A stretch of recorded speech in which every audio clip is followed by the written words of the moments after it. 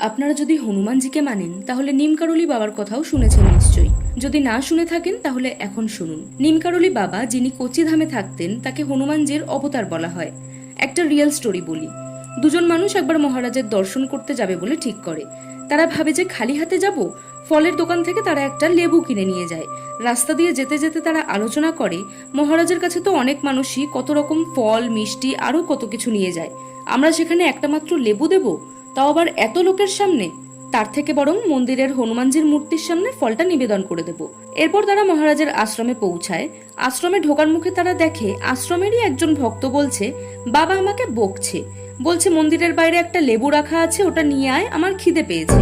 আমি গিয়ে দেখলাম নেই, তাও আমায় বকলো। এই শুনে তারা নিজেদের কাছ থেকে লেবুটি তার কাছে দিয়ে দেয় এবং মনে মনে ভাবে ভগবানকে প্রসন্ন করার জন্য ভক্তি ভরে মন থেকে ডাকলেই হয়, কোনো রকম আড়ম্বরের প্রয়োজন হয় না।